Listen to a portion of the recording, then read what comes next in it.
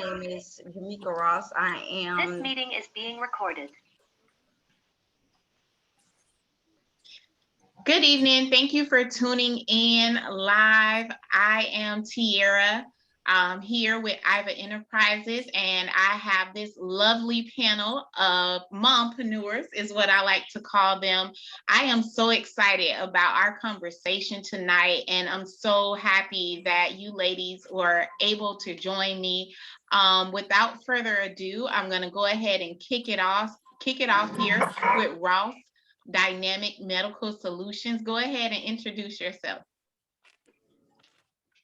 Hello, everyone. My name is Jamaica Ross. I am the owner of Ross Dynamic Medical Solutions. I have been in the medical field over 23 years now. And Ross Dynamic Medical Solutions is I teach students. Just not only students, I teach students to pass their CNA prep course. I am an instructor for American Heart Association, CPR, and also with MedTech. Okay. And you want me to finish talking? And the business basically just like help anybody who wants to get in the medical field, especially like dealing with COVID or whatever. We had like the PCAs, and with the state of Florida, the PCAs are allowed to be non-certified within 4 months.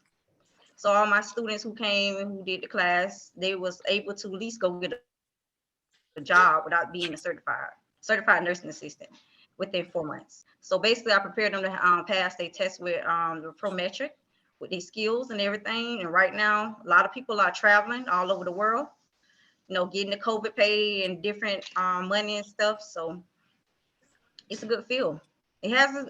Medical field has its ups and downs, just like anybody else. And sometimes I feel like medical field is it can go in like politics, because I'm assistant director with social services too as well. So it's like a whole big ball game out here. Thank you. Great. Thank you for sharing. All right, we're going to kick it over to Official Styles by Worry. Go ahead and introduce yourself and tell us a little bit about your company and your industry. Okay, my name is Rory Spann, and I am a mompreneur. I have been an entrepreneur for the last 11 years, and I have been in the hair industry for the last 7 years. And what we do is we cut hair. I do natural hair. I do your locks, your fades, your men and women. And we are located in Tampa, Florida. And I am the shop owner. Wow, congratulations. Okay, now we got to hit it over here with the lovely Beat by Queet. My name is Shaquita C. Campbell. Oh, I messed it up.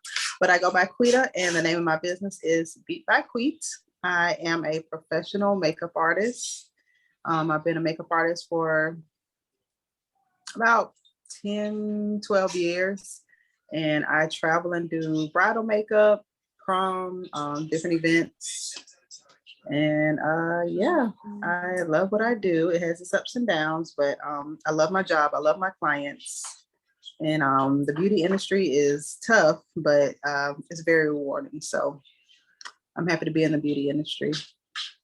Well, I am so happy to have you all here just to share your wealth and knowledge. I'm so excited about our conversation tonight. I forgot to introduce myself. I'm Tiara. I'll be hosting your event. I am the CEO of Iva Enterprises, your intellectual vision advisor. I am your favorite business coach, as well as financial consultant. Been in the financial industry for over 13 years now. What we do is we help you create wealth and empower you for the legacy that you want to leave behind. So we're going to talk about that a little bit tonight. And I'm so happy because all of us are mompreneurs. And so we're going to talk about what that life is like, especially for you, Worry. We see you have a little one there, a newborn, and you've been in your you've been in your field for such a long time. And, especially being a female barber. So the first question and what I would like to kick off and say is, and I'm going to ask you first, Worry, tell me what it's like to be a female barber. Like, tell us about the success, at least your greatest success, and then one challenge you face as a female barber today in that industry, in the cosmetology industry. Okay, so being a female barber, first of all, is tough. You really gotta have thick skin. Just ain't no other way to say that. You gotta have thick skin. Because the first thing a male is going to do when they come in, they're gonna ask you, do you know how to cut? Because you're female. They expect the old school male barber.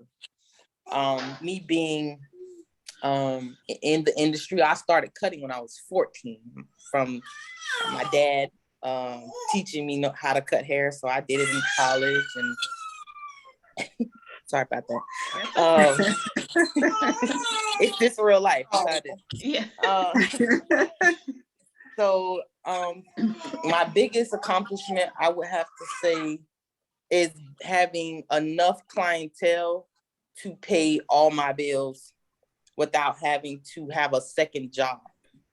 That was big for me because I remember coming from washing dishes at another job and then going into the shop and, working maybe 3 or 4 hours and doing as much as I could before it was shut down time. And so just, marketing and getting my name out there and letting the clients know that I'm reliable, I'm there, I'll be there, and getting enough to where I could stay afloat and now even prevail. So that was my biggest accomplishment. And my biggest challenge would be what he said.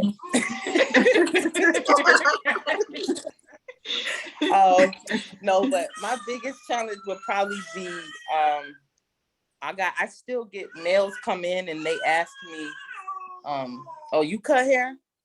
Oh, you the barber? I just ain't never had no female cut my hair. And then they chastise me kind of. I get it still to this day. They keep looking in the mirror, like, you know what you're doing. So I know Quita knows, but in this beauty industry, it's a lot of personal. So if you make me feel uncomfortable, you make my job harder. Yeah. And I get that still to this day. Not as much. I've had a couple clients just try you just because you're a female. Oh, I ain't gonna pay you. Yes, you is. So it gets a little nitty, especially dealing with males, African American males. They tend to have entitlement. So I have to really have tough skin, and I talk to them just the way they talk to each other. I don't care that I'm a female. So that's something I've learned that's very important. Okay. And what he said. So I think what I heard you say there is like the discrimination, even amongst our own culture, when they come into the barbershop to get service, was one of the challenges. And, I think all of us, and I like for, maybe Quita, you can share your experience. Is that something you experienced as a makeup artist? And does it matter if it was male or female? Have you experienced discrimination, as a makeup artist professionally? And what was that experience like for you?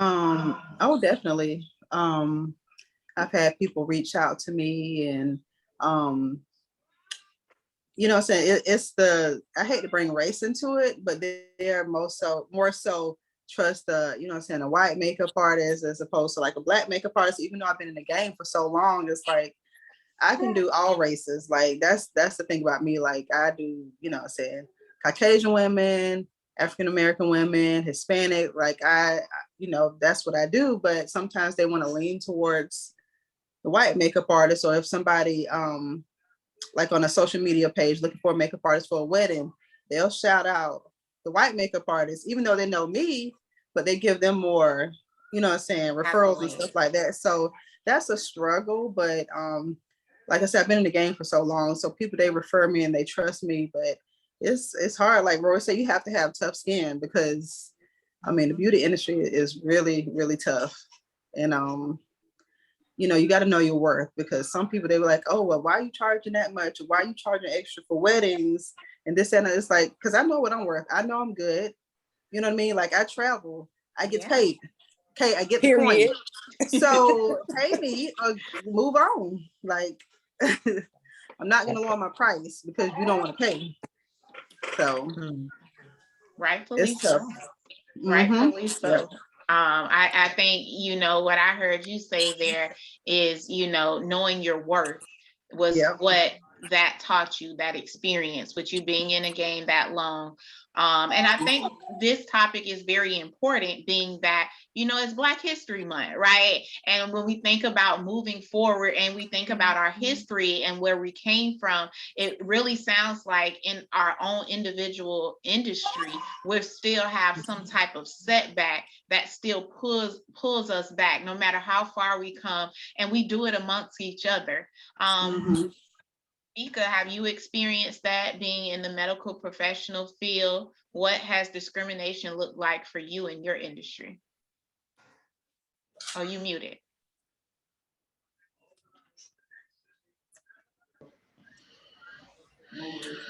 Repeat that. Yeah, so I was just asking, for you in the medical industry, as a Black female medical professional, have you experienced discrimination, and what has that been like for you professionally? Yes, I have. You know, sometimes it's kind of hard for any of us, you know, being Black and having a degree. And then they like look at you just saying, like I was just saying before, I had a nose piercing. Even though I was working in the nursing department, I had interviews at like for the administration side, but they would never approve. I didn't ever get the job because I was discriminated by my nose piercings. That's why I try to tell my students and everybody else to kind of be careful when you get these piercings, like in your nose, your lips, your eyebrows, your tattoos, and different stuff like that. So I had this one experience that when you applying for a different job and they sent it to the different company or whatever, and I had a degree or whatever, and she was like, the recruiter was like, she, you know, sent it over by mistake. You know, I understood that. Whatever, the people called me for the interview or whatever and told me what I need to have to bring to my interview or whatever. Then she called back and said, well, I wasn't qualified for that. And I asked her, how can you say I wasn't qualified, which I have a degree and I have my degree stuff on file? So what she did was the recruiter went over and talked to the other people like, I'm not qualified for the position before I even had a chance to have the interview. Wow. And it was just like, why did they send your stuff over here to do that? And then they called and said, even though it was their mistake. So you really basically didn't give me a chance. But what I did just went over there and showed her, okay, I am qualified. I have degrees. I have this on my file. So it's just like, you know, sometimes racism, color plays a factor, but sometimes it also depends on who you know too as well. Absolutely. So, and not just on the deck, dealing with what I do with teaching and stuff like that, you have to be able to teach, you know, not just teach all students, but just to let them know, okay, hey, this is our passing rate. This is my passing rate. This is what you have to do to have to study. I know test anxiety, like I was saying before, plays a big factor in a lot of stuff. So I have to sit there and just, you know, break some stuff down to some people in different levels so they can get a better understanding. But race is still here to this day. It's never going away. You know, they might have the parts where they throw the rock and hide the hand, but you know, you still, like you say, we have to know our worth, know what we're capable of doing, know where we're trying to go, know this is not our destination at this job here, and sometimes we just passing through to get to our main spot. Absolutely. Absolutely. I love it. And I love what you said, about, you even share that with your students, that you give them a way to like, hey, if you're stepping into this industry, you may want to be careful with those tattoos or those piercings. I can really respect, somebody that's teaching me not only for my role, but preparing me to be a professional in that role.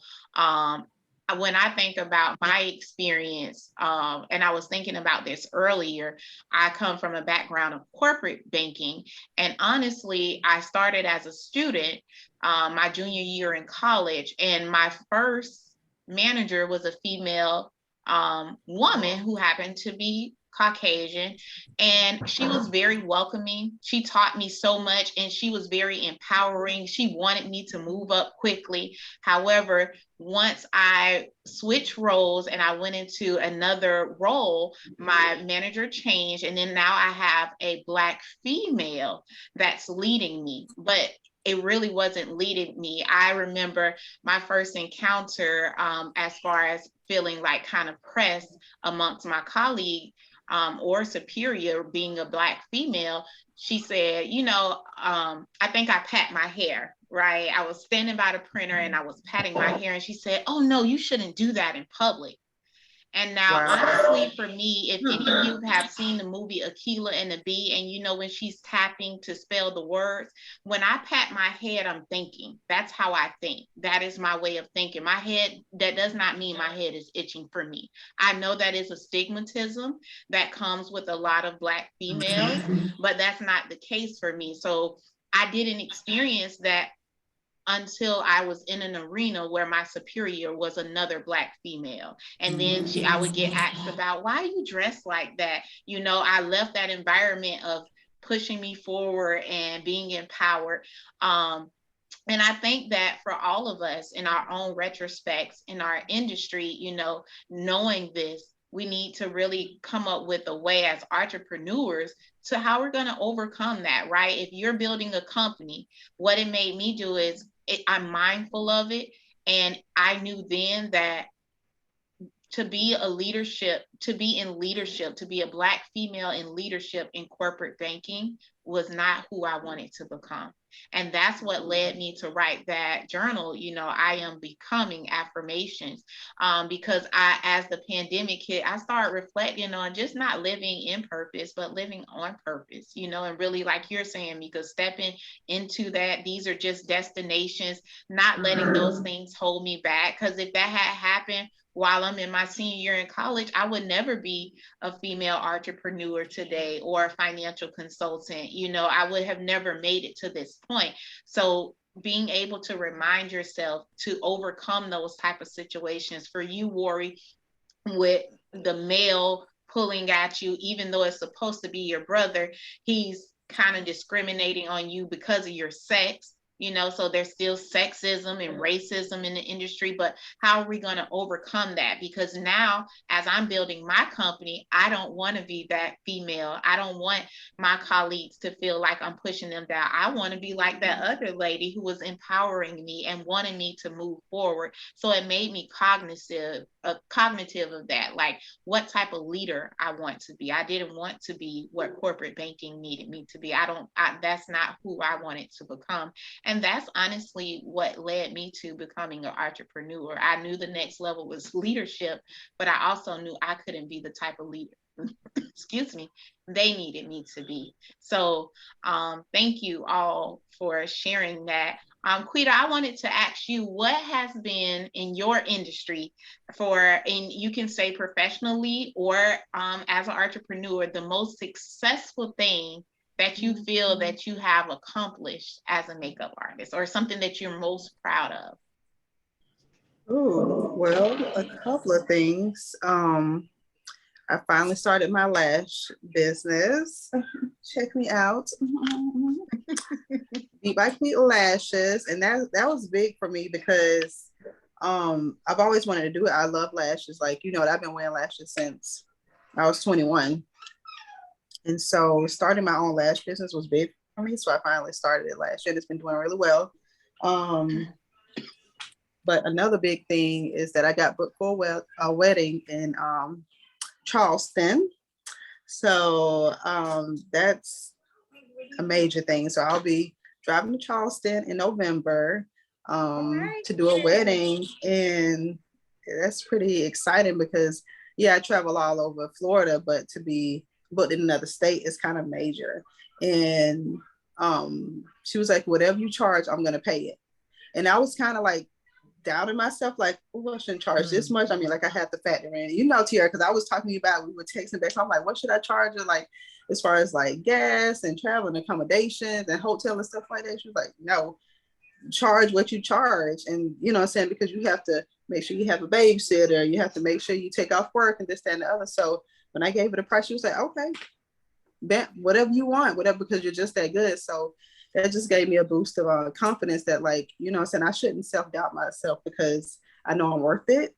And so yeah, that's a big deal for me. So I'm excited.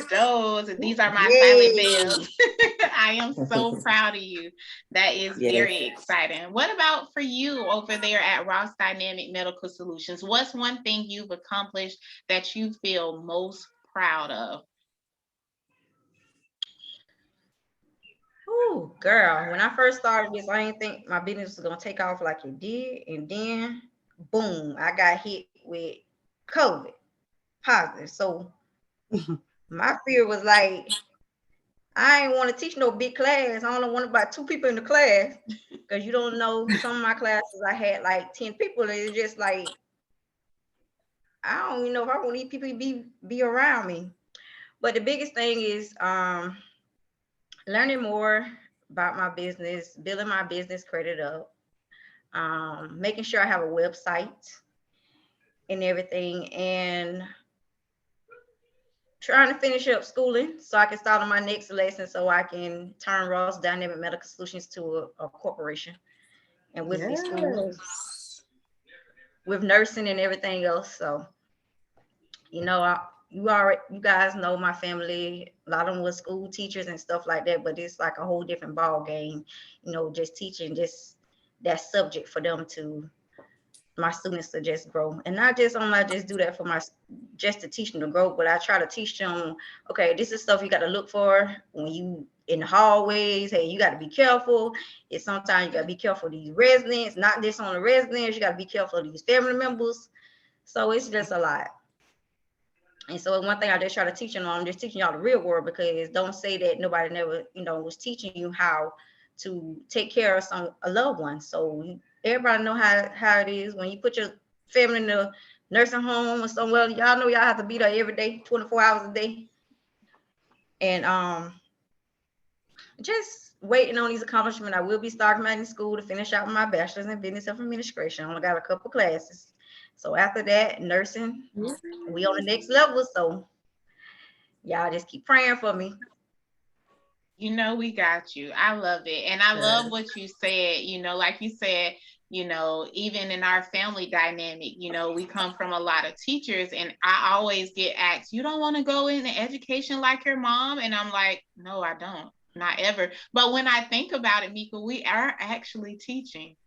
You're teaching people how to pass exams to become medical professional. I'm teaching financial strategies. Like I was saying before, and I always tell Rory, it's sometimes you need even though I have students, but I still got my students.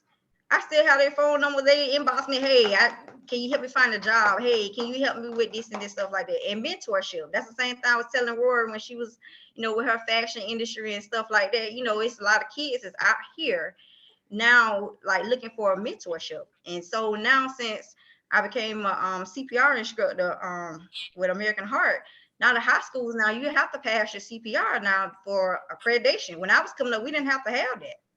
home economics or something else was what we had to pass just to get out of high school. So, sometimes it's good, just like, even though I don't have like good lot of students, but they don't just become my students, they come like my family. So it's just like, I don't just cut them off there.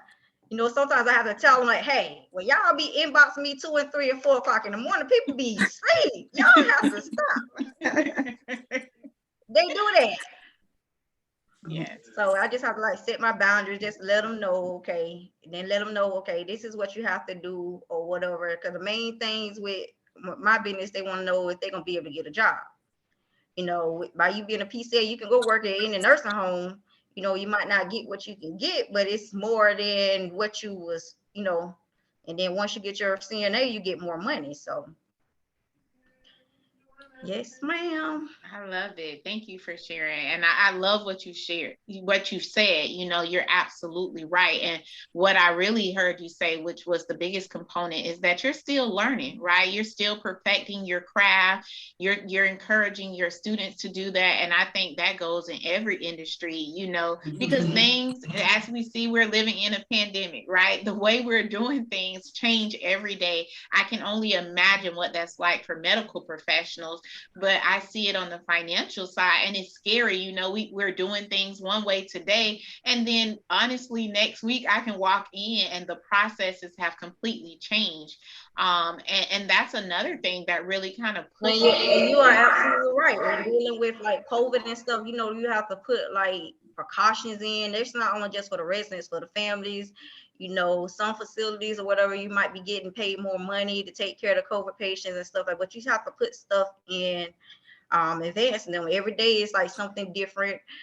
Some stuff get waived because of due to COVID or whatever. Then they'll take it off and say we're going back to the rules and regulations. Because right now I'm in state window, so it can be a matter of time when they're gonna come to the building and do the inspection. So we have to still play everything by ear. We just have to go by the book. Absolutely. Absolutely. So for you, Worry, as a female barber, as an entrepreneur, I want you to share what you feel is the most successful thing you've accomplished as a female barber. What is that like? What does that look like? The most, like Quita said, it's quite a few. The most successful thing I would have to say though is, I think becoming a shop owner, that was big for me. I always wanted my own shop. I want multiple now, and now I'm thinking 3 and 4. Becoming a owner now, so someone walking in and they see a female barber, now they see a female owner of a barbershop. And that's big. My shop is on Martin Luther King Jr. Boulevard in Tampa, which is a very old neighborhood. So being an owner of the neighborhood barbershop, I get a lot of kids, and I always talk to them and I ask them, what are your plans? And I get to be that mentor. As a female, when I get young girls come in, I always, push them, even the males too, but I push the females to see me and say, you can do anything you put your mind to. Literally, you can. I went from doing fashion 10 years, going to the BET Awards, to being a owner of a barbershop. I literally been an entrepreneur in my whole adulthood. And it's possible. It's possible. So that just being able to just go to the top, like even, having the dream of wanting to do it is different than actually doing it. When you sit back and you think of all the things you always want to do, and then you see where you're at now, you're like, dang, I really did that. Yeah. I really did it. Yeah. So that is awesome. And you're so right. Like, I just remember you going from your sketchbook to catching planes to the BET Awards, to be on the West Coast, and then now owning it full shop. Yeah, so I would definitely have to agree with you, stepping into becoming the owner. Now I'm not just a female Barbara, but now I'm the owner of a complete shop. That is so awesome. Kudos to you. I am proud of you, not just as my sister, but as from one entrepreneur to another, from one mompreneur to another. And we're going to get Yes. into that. I would say for me,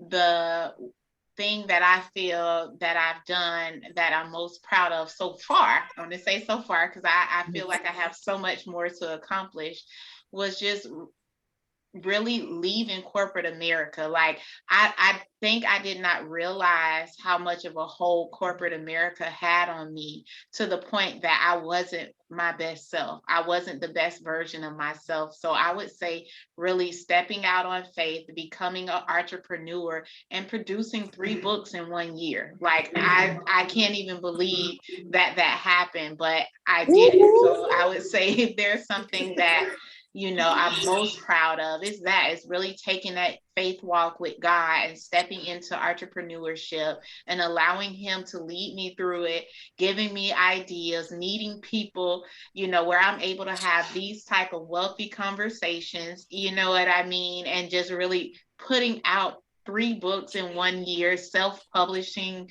learning how to self-publish. Like, that's what I would say that I'm most proud of. But I have to say this, because we are all mompreneurs, I need us to talk about this. How are y'all surviving being a mompreneur? And I can't wait to hear y'all answers, because we're all at different ages with our children. So I'm so interested to hear what especially for you, Mika, because you have an adult child. So tell me, how are you surviving mom?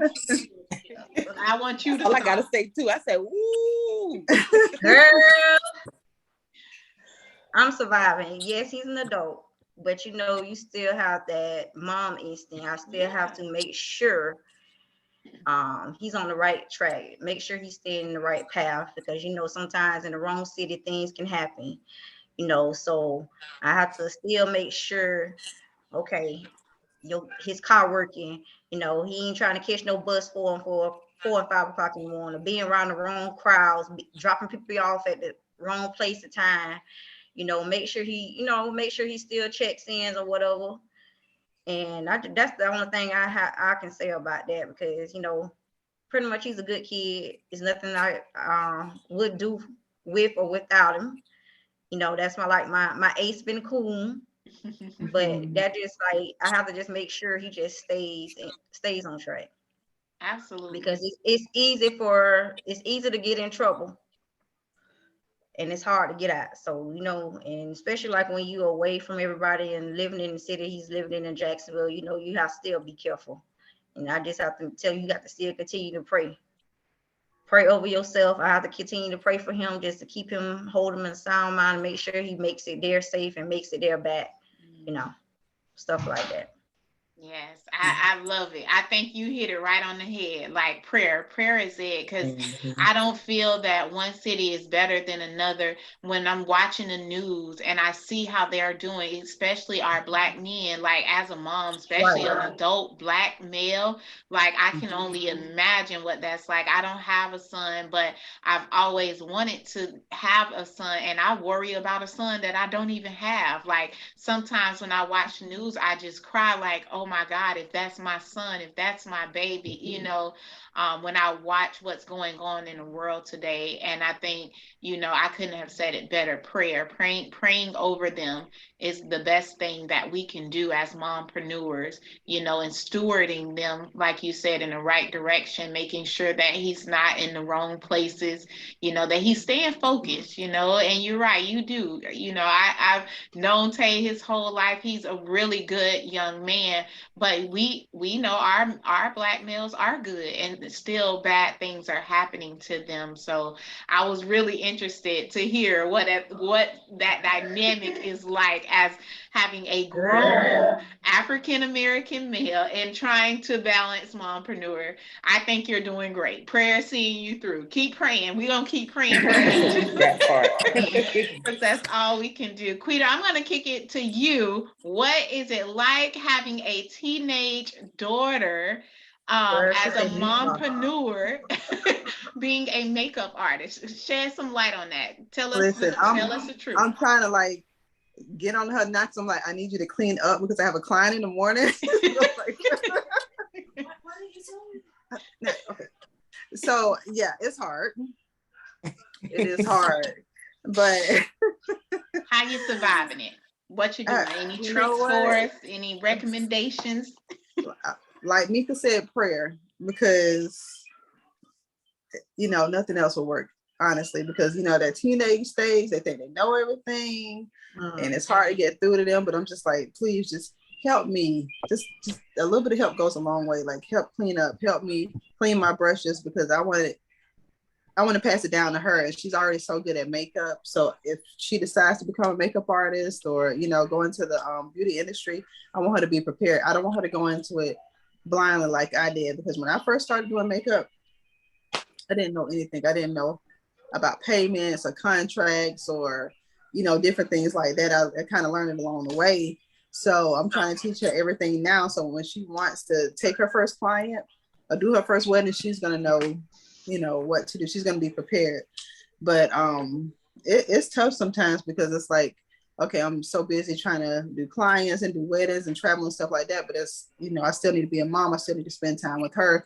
So that balance is tough sometimes, because it's like, okay, I need to make this money. I need to make this $500-$600 on, just doing bridal makeup.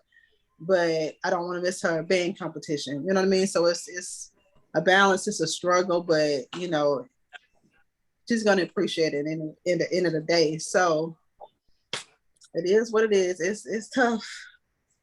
It is tough, but what can you do? Well, you're doing it, and you're doing it well. She's happy, she's healthy. And I heard you say earlier, you've been wearing lashes since you were 21. You still look 21, so you're doing something right. Don't tell me that, man. You're doing something right. But I love what you said.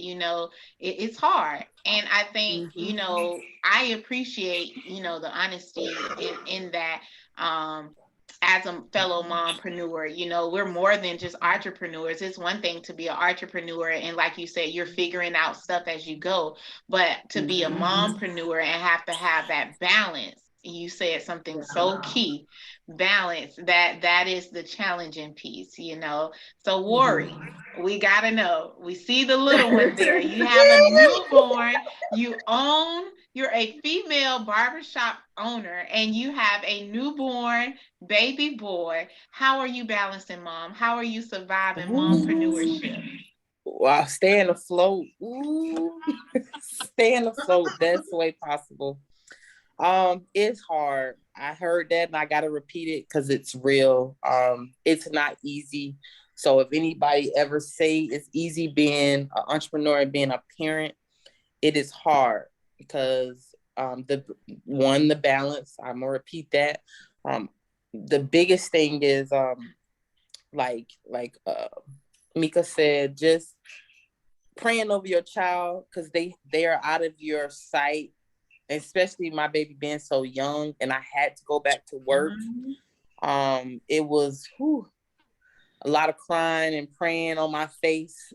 Just, Lord, please just, protect my child. Just make sure whoever's in contact with him, they have his best interest, touch their heart.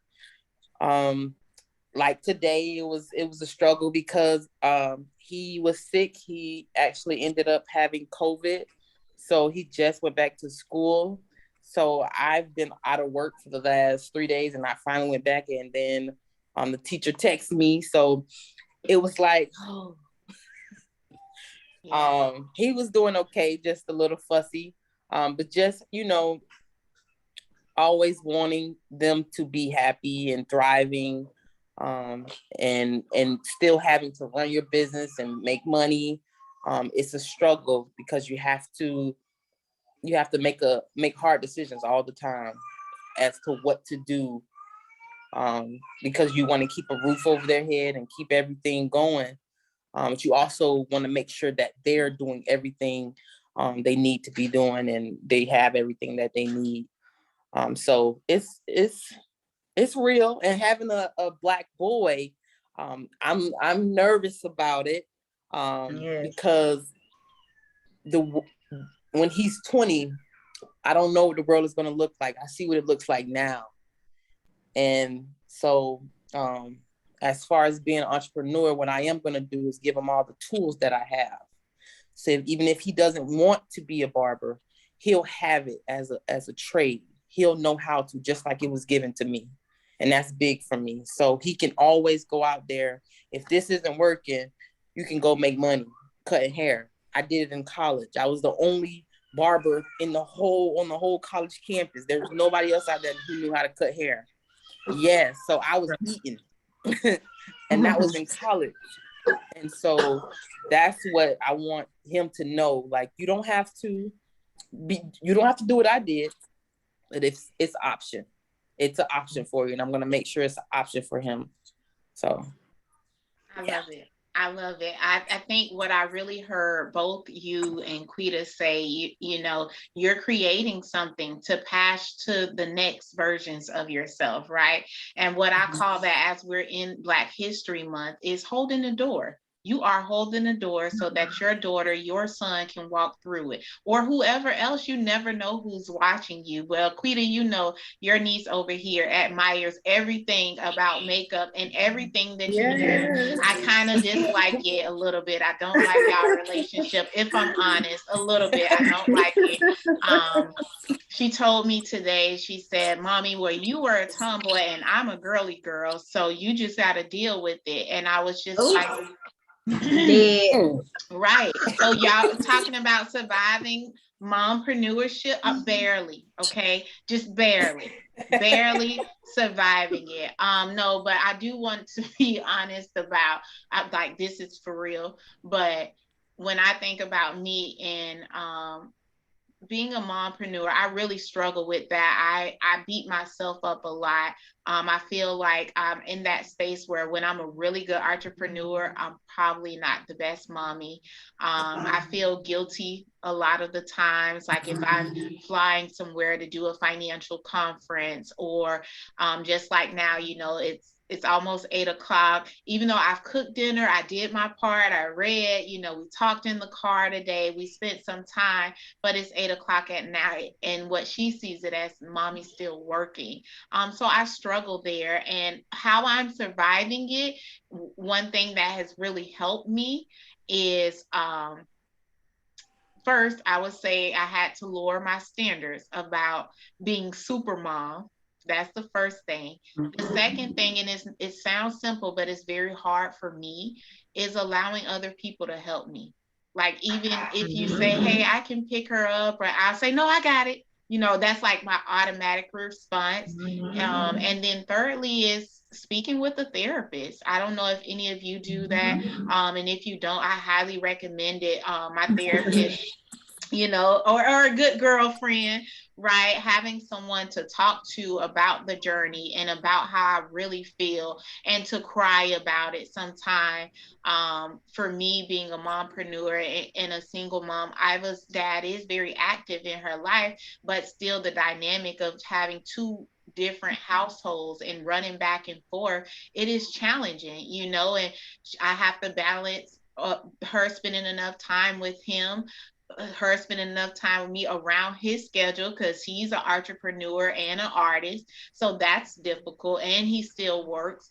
So I feel like I always feel like I'm never giving her enough. And I probably, when I think about it, if I'm honest, we probably will feel like that forever, right? It's like, can you be God-given? No, you know, it's kind of along those lines. But I do so wholeheartedly agree with you ladies. And, you know, I want to hold this door. I want to hold this door open, and I want her to know that there's possibility on the other side. I don't want her to be stuck like I was in corporate America, or feel stuck, because I could have moved, but I felt stuck. I felt like I couldn't go anywhere. I felt like I couldn't step into leadership because I didn't want to be their type of leader. I want to be the God-fearing leader that God put in me. But just holding that door for her, I honestly don't know what she would like Iva Enterprises to become, but I want it to be a functioning corporation and have all its parts, so that way when I pass her the baton, she can keep running. And so I just wanted to say that, having, someone else that's non-biased, that's outside looking in to kind of share my feelings with has been the best help. That's helping me survive as a mompreneur. And I recommend it for any entrepreneur. And that being said, we're gonna close it out here. I want you to share if you have worked with a business mentor or a business coach, share your experience. And if you haven't, share why you haven't. Tell me what that journey has been like working with a business coach or a business mentor. Mika, you want to start us off? I have been taking some of the classes with the Urban League. So besides you and Mr. Cortez, the experience it teaches you a lot that you need to learn in your business. A lot of stuff that you learn with these classes you can do on your own for free instead of paying somebody to $500,000 you learn to do with your business. So I advise anybody to, when you get ready to start a business, get you like a mentor or a counseling person that you can talk to, so you can figure out what all you need, which route you're trying to go. Make sure you have everything lined up correctly. But it's a good experience to have. Good. And besides that, I'm also part of a group with the Bosses 352. It was a group for like all women, but now we don't make it to co-ed. So quick. When we had a new invitation with Miss Tara James, I'll be sending you an invitation, an invite. So Yes. one thing I learned about being in that group is you meet different people. So you meet all different people you meet, always good, positive vibes, always she's always going an extra mile to help everybody. And also I give a shout out to Miss Teresa. Me and her work together at the nursing home in Jacksonville together. But me and her kind of like when we do the CNA classes together. So pretty much everything. She is the owner of Helping Hearts Medical Center training. So a lot of stuff I learned from her.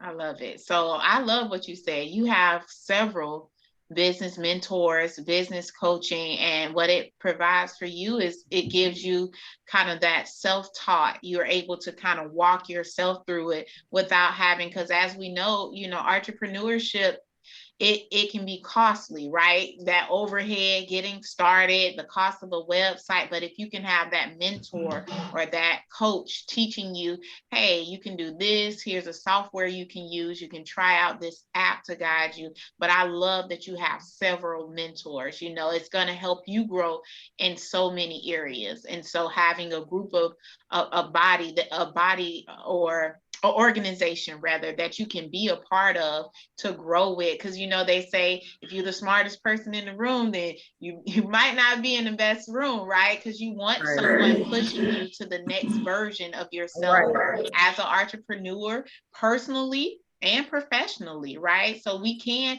hey girl, I'm struggling in this area. How can, like we were just talking about, how can we survive mompreneurship, right? With a teenager, with an adult son, with a newborn son, having that group that you can go to and get tips and tools and be a resource for is essential for any entrepreneur. Thank you. That you're so right. What about you, Quita? Have you worked with? Another thing I want to hold on. Another thing I want to piggyback is we also have to be careful as people scamming people now. So you got to make sure you got everything lined up correctly. And every time you post a picture of something on Facebook, they end up, oh, I can do this, I can do that. So you just have to be careful because a lot of people just like some people be getting gypped out of money too as well. Yeah. Yeah. No, you're absolutely right. As far as for me, I don't have a mentor in the beauty industry, like as a makeup artist, because honestly, Rory, women can be so catty, and it's like a crab in the bucket syndrome. Like they don't want to help you out because they think you taking from their clientele or whatever. So coming up in the beauty industry, like I just had to learn stuff on my own.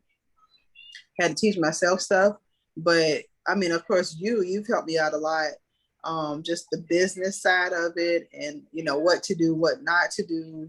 And then also one of my best friends, Renisha Scrog, she helped me like with my contract. She's an attorney, so she helped me get my contract together. So just the business side of you and her, y'all have helped me a lot. But as far as like the beauty industry, like a mentor, I haven't really had anyone because it is difficult in this industry. It's so hard. And it's like, when I started doing makeup, there was no YouTube, there was no Instagram. Like, so I really had to grind and teach myself how to do makeup. Like, I didn't know anything. And still to this day, I don't really watch YouTube, like, to learn different things. I like to learn on my own, but it's like now the makeup artists, they just go on YouTube and learn how to do makeup, and now they're a makeup artist. They didn't hustle, they didn't really practice like how I did. So yeah, I appreciate you a lot for helping me on the business side of my business, pushing me, encouraging me. Like, yeah, Quitty, you can do this. This is what you need to do. This is what you need to order. This is how you set this up, and business credit and business account and this, that, and the other. So I appreciate you so much. Oh, thank you. And I will always continue to do that. I feel I couldn't say that I am a friend if I see you trying to achieve something and I don't push you. To me, that's not a friend. And I heard you say, for you, when you were stepping into, the makeup industry, there was no YouTube. There were, you're self-taught. And I have so much respect for people like that. I have, it's different, everything isn't cookie cutter. And I prefer for someone to do my makeup that has kind of honed the skills of, okay, this is how you blend mix these colors look good together on this type of complexion, versus someone just telling you that. I have a lot more respect, and I usually go with the makeup artist who has that level of expertise and experience, because to me that makes you not just a makeup artist, but now you're an expert in your craft. You've taken it to that next level. And I love what you said. You're right. So many times today, everybody's fly by night creating all these businesses, by just following things on YouTube. But when you really take the time and hone in on your craft, I think, to me, that's just so much more. I've always respected leaders who started from the bottom, now I'm here, versus someone just kind of born into it. I tend to respect the people that start from the bottom. I don't want someone to teach me or to lead me if they don't know anything about where I'm at in my position. Like, how can you coach me to proficiency if you've never been a teller? How can you teach me how to step from teller to leadership? You can't, because you only know the leadership piece. So I'm going to be missing some things because you didn't start from the bottom. So I have so much respect for you in that. What about for you, Rory? Have you worked with a business coach or a mentor? And if so, what has that experience been like for you? So as far as mentor in the fashion industry, which is where I started, I had YouTube. I did use YouTube. I looked up a lot of, people who came before me. But in the hair industry, I didn't have an initial mentor until I got to the shop where I'm at now. And my partner, my business partner, True, he's been in the hair industry for 25 years, and he really kind of just stood by my side and, showed me how to maintain and then how to prevail, how to stay in it. Because barbers are fly by night. They come and then they go, but you have to really stay grounded if you want to be an owner in this. And he showed me that before I was an owner. He showed me how to, take it serious, look at your haircut. So my saying now is, if I won't wear your haircut, I won't let you leave. I like that. So that's how I perfected my craft. And I really take all my haircuts serious. I charge what I charge. for a reason now, because I was like $10 a haircut. Now I'm up to 35, 40. Retwist, I've at least $150. That's just one head. So I remember, scraping pennies and just wanting them to like their hair. And then going into really running my business, and you've helped me a lot since you've jumped in the entrepreneurship world. You definitely have held my hand in a lot of things and showed me how to I being in the barber industry, make a lot of cash, see a lot of cash, and how to see it at the end of the month. You've helped me put it here and put it there and make sure it's making money. Make your money make money. You've showed me how to do that. So I definitely would consider you not just my big sister, but a mentor. So I appreciate and love you for that always. Oh, thank you. Y'all's trying to make me cry, but I'm not gonna do it on Don't do it. Don't do it. Thank you. I think I love what you said. I wanted to ask, because you said I heard you and Quita mention this. Can we consider YouTube a mentor? I don't think we can consider YouTube a mentor. I mean, you can go there and get ideas, but I mean, I walk through the frozen section when I don't know what to cook to get ideas for.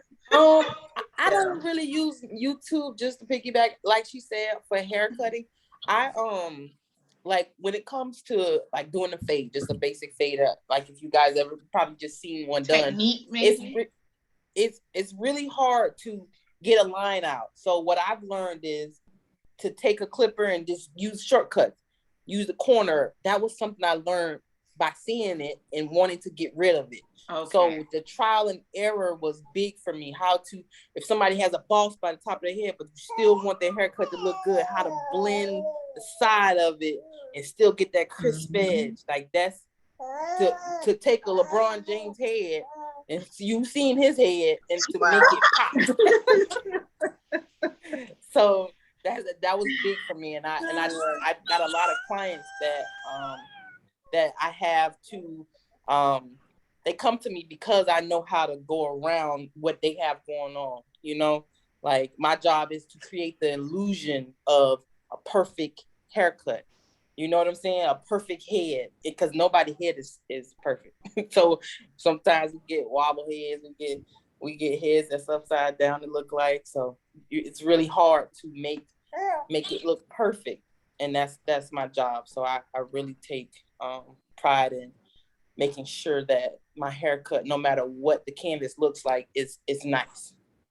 I love it. I love what you said. And I think you're right. I think that for any stylist, right? Whether you're a makeup artist, blending that face, getting that right complexion, foundation, I trust my stylist hair, makeup, clothes, because they know things or can see things that I can't see, And so I when it comes to my hair, I trust whatever my hairstylist tells me how to blend it. I'm usually calling her while I'm in the hair store, like, okay, what do you specifically need me to get so you can do your best work on me? And that's why we pay you guys what we pay you, right? Because we trust your judgment. I would definitely say, as much as you all have thanked me as your business coach, I myself still have business coaches and mentors. And it just really helps me level up as an entrepreneur. It helps push me to my potential, even when I don't want to do it, even when I'm tired. For me, my mentors, they help me overcome challenges that I'm having as a mompreneur and balance. I'm asking them for suggestions and how are they balanced relationships and finances and a family and a business. It gets hard sometimes. And the main thing for me, the best thing that my business coach helps me with is accountability. Like making sure if I set a deadline that I don't pass it.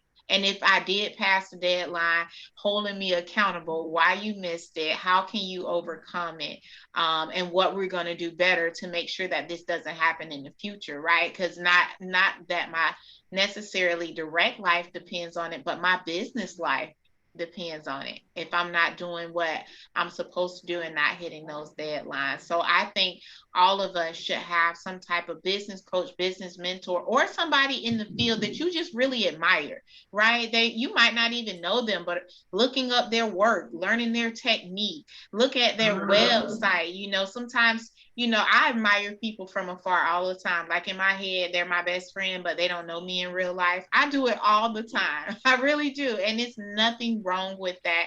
But I do think we do need someone to always hold us accountable and someone to push us to the best possible version of ourselves, both personally and professionally, if you're really trying to create a legacy out of your business and leave something behind. We're going to wrap this up. I want to say thank you all for taking time out, and coming on here and just having this really, to me, this was a wealthy conversation. This is what I call in the financial world a wealthy conversation. It's a conversation about the true, uncut, authentic things that we're experiencing as entrepreneurs, and then together learning how to overcome them, giving each other suggestions. Hey, this is working for me. Like Mika, I learned prayer. We're always praying together, but praying our way through not just personal life, but praying our way through business and praying over our children. And then, Quita, I think for you, the best thing that I learned is, the boldness of stepping into it. Like, don't be afraid to wear color, girl. What color? My mom thinks I wear black all the time. And I think I wear red lipstick more than anything. And I'm trying to grow to another color. I haven't did it yet, but I will. Like when I'm I gonna send you some more colors. I get stuck on something because I love it. And I get stuck there. And then worry for you. You've been an entrepreneur your whole adult life, watching you transition from the fashion industry to, the cosmetology industry, and now becoming a mom and balancing that, and you're doing it, and like I said, for me, it was lowering the standard. Like there's no perfect parent. We do the best we can, and that's okay. If you're doing the best, if you're doing what you know in your heart is right for you and your beautiful baby boy, then that's right. Even if it doesn't come out right, that was the right thing to do. So I truly want to say I admire all of you, in your journey. And Mika, you being able to balance that and have an adult grown son, as well as having a company, still going to school and still being a director and managing a nursing home. Like, I admire y'all so much. So continue to do it because you are all wealthy entrepreneurs. I can't wait to see the next level and watch you level up in your business as you continue to grow. But this has been great. I want you all to tell the people how to subscribe to you. For me, subscribe to my YouTube channel at Iva Enterprises LLC. Follow me on Facebook and Instagram at Iva Enterprises. If you need to book a one-on-one, please follow my website, www.ivaenterprise.com. I would love to connect with you and help you become the wealthiest version of yourself as you're creating wealth and empowering legacy. Mika, I'm going to turn it over to you. Share where they can find you, how they connect with you if they need training. Tell them what they need to do. I do have a Facebook page, Ross Dynamic Medical Solutions. I am currently now working on my website, so I'm waiting till that get finished. Okay. I also have Ross Dynamic Medical Solutions.gmail.com if anybody want to email me. I also have a personal phone and a business phone number. But when you call me, I have to tell students call me after 5 o'clock after I get off on people clock. That's the time I'll be able to free you because people be calling as soon as I walk in the door. When next class, when you can do these, asking questions, inquiring about the classes and stuff like that. So that's how you'll be able to reach my cell phone number is 352-213-4588. I love it. And Mika, Quita, if we needed our face beat like yours, what do we need to do? How do we find you? How do we connect with you? Because I'm gonna pull up. It don't matter where you at. You can say you on at your mama house in the kitchen, and I'm coming. Okay, it doesn't matter to me because I know when I leave your mama kitchen, I'm gonna be cute. Okay, so how do we follow you? What do we need to do? So you can follow me on Instagram at Beat by Queet. Same with Facebook, Beat by Queet. And yeah, just inbox me and book an appointment. I don't have a website yet. I am working on that. But if you just hit me up, I will answer you. And yeah, that's that. And you can order your lashes through there. I got mine. Yes, Mika, I need to send you a pair. Rory, we're gonna Me get too. you on the lash. We're gonna get you on the lash plane. Got a brown pair. I love it. I love Wait, I it. need a brown pair. You got a brown pair? A what? Oh, because she got light eyes, child. She want brown lashes. Girl, you'll be all right. Wait a minute.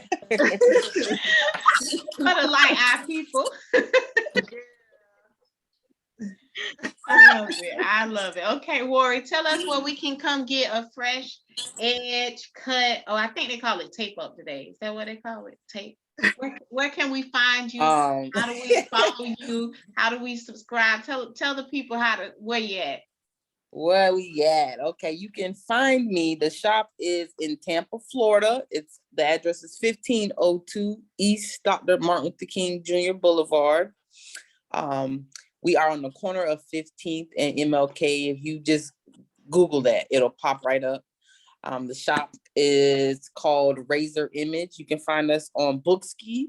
You can go online and book an appointment if you out of town or you just want to get in and get out. I also do natural hair, so I do your washes. Say you want just a quick twist and or dreads. If you have dreadlocks, or starter dreads, I do all of that. And we are on Instagram. You can follow me at Official Styles by Rory. And yeah. Okay, I love it. Well, like I said, thank you for being a part of this entrepreneurial roundtable. I was your host today, CEO of IVA Enterprises. We thank you for joining us. Thank you all for being here. Until next time, you continue your wealthy journey, continue to create wealth and empower the legacy that you see both personally and professionally. Till next